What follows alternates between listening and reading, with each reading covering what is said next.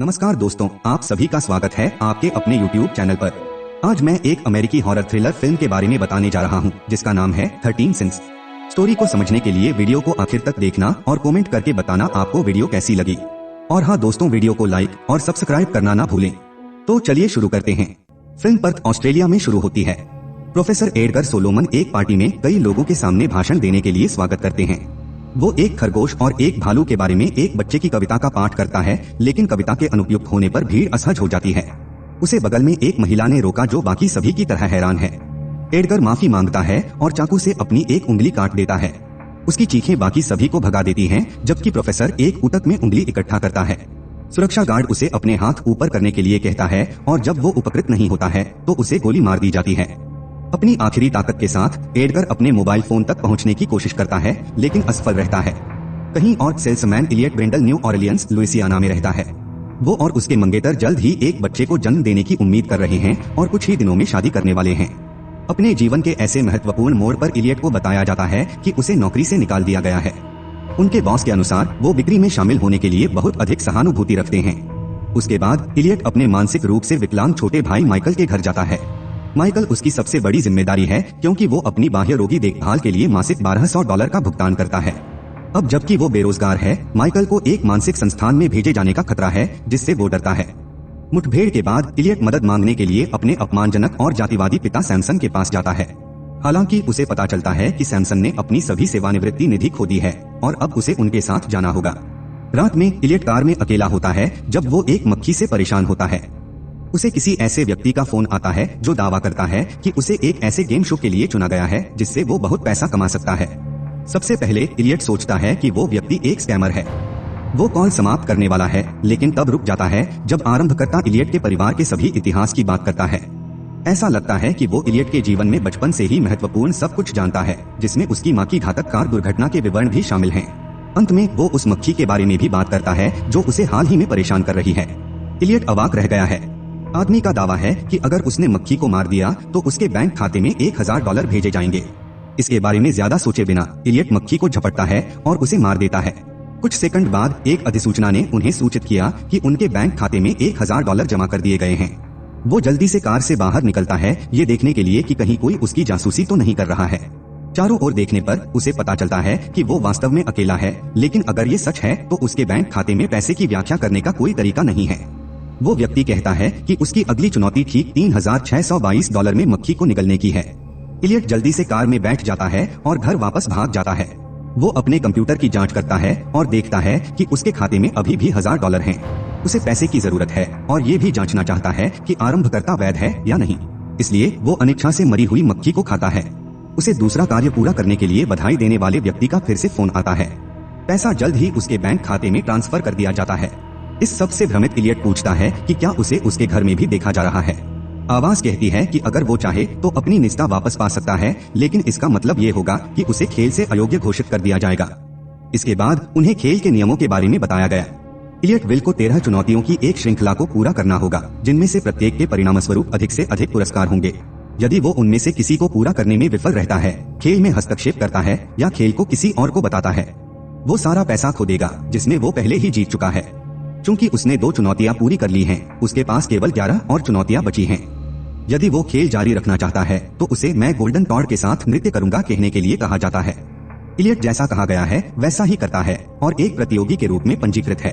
अगले दिन वो शेल्बी के साथ एक पार्क में है और उसके माता पिता बेसब्री से अगली कॉल की प्रतीक्षा कर रहे हैं।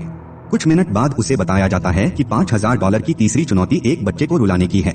वो खुद को माफ करता है और सही बच्चे की तलाश शुरू करता है।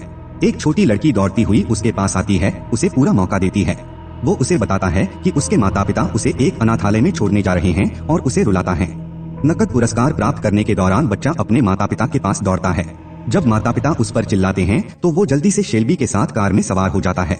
उसके बाद जोड़ी इलियट के पिता को लेने के लिए चर्च जाती है। उसके पास फिर से एक कॉल आता है और कहा जाता है कि चौथी चुनौती के लिए उसे चर्च के लिए अंधे बच्चे द्वारा तैयार किया गया एक नेटिविटी सीन जलाना चाहिए। जब कोई नहीं देख रहा होता है, इलियट संरचना को बाहर लाता है और उसे जला देता है। आग गलती से चर्च के चारों ओर फैल जाती है और बेकाबू हो जाती है। वो फायर अलार्म बजाकर अपने परिवार के साथ जल्दी से भाग जाता है। क्षण भर बाद उसके खाते में $10,000 जमा किए जाते हैं। कुछ ही समय बाद उसे अगली चुनौती मिलती है और उसे सड़क के किनारे एक बेघर व्यक्ति का पीछा करने के लिए कहा जाता है। थाने में बच्ची के माता पिता घटना की सूचना देने पहुंचे हैं। वहीं बेघर व्यक्ति भी वहां पहुंच जाता है। जासूस चिलकोट में बताया गया है कि बेघर व्यक्ति के कपड़े और सामान किसी ने चुरा लिया। जब गुंडागर्दी के रेखाचित्र बनते हैं तो उन्हें एहसास होता है कि जिसने कपड़े चुराए, चर्च को जलाया और लड़की को परेशान किया वही है। इलियट अब चुनौती 6 में है। उसे एक विशिष्ट अपार्टमेंट के एक व्यक्ति को कॉफी के लिए बाहर ले जाने के लिए कहा जाता है। उनका मानना है कि चुनौती बहुत आसान है, लेकिन उन्हें जल्द ही पकड़ का एहसास होता है। जिसे वो बाहर निकाल रहा है वो बाथटब में मृत पड़ा है। कोई रास्ता न होने पर वो गंध को छिपाने के लिए लाश पर एक फ्रेशन छिड़कता है। फिर वो उसे कपड़े पहनाता है और उसे एक व्हीलब्रो पर खींचकर निकटतम भोजनशाला में ले जाता है। वेट्रेस उसका ऑर्डर लेने आती है और मरे हुए आदमी के बारे में ज्यादा नहीं सोचती क्योंकि उसका चेहरा टोपी से छिपा हुआ है। इलियट को मिशन पूरा करने के लिए एक समय सीमा दी जाती है, इसलिए धीमी वेट्रेस उसे परेशान करती है। तभी पुलिसकर्मियों का एक समूह दोपहर के भोजन के लिए भोजनशाला में प्रवेश करता है। जब कॉफी आखिरी सेकंड तक नहीं आती है, इलियट पुलिसकर्मियों की मेज से एक कप छीन लेता है। चुनौती पूरी हो गई है, लेकिन वो पुलिस के साथ मुश्किल में है। वे उसे बात करने के लिए बाहर आने के लिए कहते हैं, लेकिन वो देखता है कि वे ड्यूटी पर शराब पी रहे थे और उन्हें बाहर बुलाया। अंत में वो बहस करते हुए भागने में सफल हो जाता है। उसे सर्जक का फोन आता है जो उसके कौशल से प्रभावित होता है, इसलिए वो उसे सीधे 8वीं चुनौती पर ले जाता है। लेकिन इलियट की खुशी अधिक समय तक नहीं रहती जब उसे सूचित किया जाता है कि उसने अपना पुस्तकालय कार्ड डिनर में छोड़ दिया है।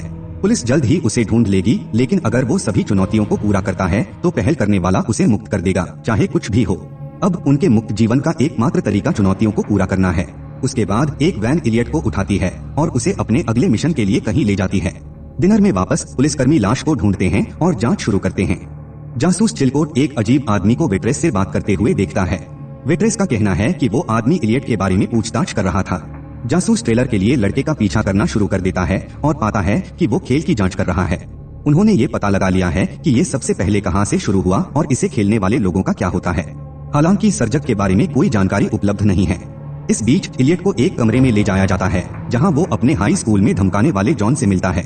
ये पता चलता है कि उसकी अगली चुनौती जॉन की बाह काटने की है। उसे इसे जबरदस्ती करने की जरूरत नहीं है क्योंकि जॉन स्वेच्छा से पैसे के लिए अपना हाथ कटवा रहा है। जब इलियट हिचकिचाता है तो वो आदमी उसे उन सभी तरीकों की याद दिलाता है जिनसे उसे तंग किया गया था, जिससे वो ऐसा कर रहा था। इसे काटने के बाद वो जॉन को अस्पताल ले जाता है। उन्हें मिशन के लिए $2,50,000 मिलते हैं। फिर वो अपनी शादी के लिए अपने रात्रिभोज के लिए ड्राइव करता है। उनका अगला मिशन सबके सामने पार्टी को रद्दी करना और फूलों की व्यवस्था में पेशाब करना है। पुलिस माइकल को सार्वजनिक नग्नता का आरोप लगाते हुए उसकी तलाश में वहां पहुंचती है। इलियट माइकल की मदद करने का मौका लेता है और पार्टी को बर्बाद करके पुलिस का ध्यान भटकाता है। वो सारी कटलरी तोड़ देता है और फूलों पर पेशाब कर देता है। इस तरह शेल्बी सोचती है कि वो इसे अपने भाई के लिए कर रहा है, जबकि वास्तव में वो इसे चुनौती के लिए कर रहा है। वो सुरक्षा से भागने में सफल हो जाता है, लेकिन उसकी अगली चुनौती खुद को आत्मसमर्पण करने की होती है। वो अनिच्छा से वापस चला जाता है और गिरफ्तार कर लिया जाता है। थाने में उससे दिन भर में किए गए हर काम के बारे में पूछताछ की जा रही है। जब उन पर उन चीजों का आरोप लगाया जाता है जो उन्होंने नहीं की, तो उन्हें पता चलता है कि कोई और भी खेल खेल रहा है। जब कोई नहीं देख रहा होता है तो वो कुर्सी के निचले हिस्से को तोड़ देता है और एक पुलिसकर्मी को बंधक बनाने के लिए उसे हथियार की तरह इस्तेमाल करता है। अंत में वो खिड़की से कूद जाता है और एक डंपर पर लैंड करता है। वो पीछा करने में अपना फोन खो देता है और उसके पास सर्जक से संपर्क करने का कोई रास्ता नहीं है। तभी वो एक बेघर महिला को चलते हुए देखता है और मानता है कि उसे सर्जक द्वारा भेजा गया है। दोनों पास में एक ट्रेलर में घुस जाते हैं। कहीं और डिटेक्टिव चिलकोट साजिश सिद्धांतकार वोगलर को ढूंढता है, जिसे वो ढूंढ रहा था। पता चला कि उसकी पत्नी ने कुछ साल पहले ये खेल खेला था और खेलते खेलते उसकी मौत हो गई। तब से वोगलर सर्जक को खोजने की कोशिश कर रहा है। ट्रेलर में वापस महिला इलियट से अपने अगले मिशन के रूप में एक कपड़े हैंगर को लटकाने के लिए कहती है। वो ऐसा करता है, लेकिन जल्द ही पता चलता है कि तार सड़क के उस पार जाता है जिस पर युवाओं का एक समूह अपनी बाइक की सवारी कर रहा है। यदि डोरी वहीं रहती है तो वो उनके सिर काट देगी। इलियट चुनौती के लिए लोगों को नहीं मारना चाहता, जल्दी से उस तार को हटा देता है। हालांकि दूसरा व्यक्ति जो खेल खेल रहा है सड़क के उस पार एक और तार बांधता है और युवाओं को बेरहमी से मारता है। उनके क्षत-विक्षत शरीरों को देखकर इलियट ने खेल जारी रखने से इनकार कर दिया। वो उसे रोकने के लिए दूसरे खिलाड़ी के पीछे भी दौड़ता है। आदमी एक वैन में चढ़ जाता है और इलियट द्वारा पीछा करते हुए दूर चला जाता है। सर्जक इलियट को एक फोन पर कॉल करता है, जिसे उसने अपने आखिरी मिशन के बारे में बताने के लिए पहले चुराया था। उनका कहना है कि आखिरी मिशन सभी खिलाड़ियों के लिए समान है, उसे अपने परिवार में से एक को मारना है। इलियट कॉल को अनदेखा कर देता है, खेल को जारी नहीं रखना चाहता। अपने आश्चर्य के लिए वो अपने अपार्टमेंट की इमारत के सामने खड़ी वैन को देखता है। जब वो अंदर जाता है तो वो अपने पिता को लिविंग रूम में और माइकल को बाथरूम में पाता है। वो 2 और 2 को एक साथ रखता है और पता लगाता है कि दूसरा खिलाड़ी माइकल है। माइकल अभी भी खेल खेलना चाहता है और इसे जीतने के लिए अपने पिता को मारने के लिए तैयार है। उनके आश्चर्य के लिए पिता का दावा है कि उन्होंने भी कई साल पहले खेल खेला था। वो अपनी माँ की हत्या के बाद जीता। भाई अवाक रह जाता है। इलियट उसे मारने के लिए तैयार हो जाता है, लेकिन पिता ने उन्हें जीतने से रोकने के लिए अपना ही गला काट दिया। इलियट सब कुछ खत्म करना चाहता है, लेकिन माइकल खेल जीतने के लिए उस पर अपनी बंदूक तानता है। इलियट उसे समझाने की कोशिश करते हुए गलती से माइकल को गोली मार देता है। फिर भी छोटा भाई हार नहीं मानता। वो इलियट को चाकू मारता है, लेकिन इस प्रक्रिया में मर जाता है। इलियट ने आखिरकार सभी 13 चुनौतियों को पूरा कर लिया है। डिटेक्टिव चिलकोट द्वारा देखे जाने के दौरान वो घर से दूर चला जाता है। हमें पता चलता है कि जासूस भी खेल के लिए काम कर रहा है। उसने वोगलर को मार डाला क्योंकि वो सर्जक के बारे में पता लगाने के बहुत करीब था। डिटेक्टिव चिलकोट सबूत मिटाने के लिए माइकल और उसके पिता के शरीर को जलाने के लिए घर के अंदर जाता है। इससे पहले कि वो कर पाता, इलियट वहाँ पहुँचता है और उसे गोली मार देता है। आखिरी दृश्य में वो शेल्बी को फोन करता है और उसे बताता है कि वो ठीक है। वो उसे उस सुबह एक फोन कॉल के बारे में बताती है जिसमें उसे एक मक्खी खाने के लिए कहा गया था। इलियट सदमे में जम जाता है, लेकिन शेल्बी का कहना है कि उसने प्रस्ताव को अस्वीकार कर दिया। इस तरह के और वीडियो के लिए सब्सक्राइब करें, नोटिफिकेशन ऑन करें और चैनल को मदद करने के लिए लाइक करें। वापस कल मिलते हैं एक नए मूवी के साथ। तब तक के लिए take care and bye bye.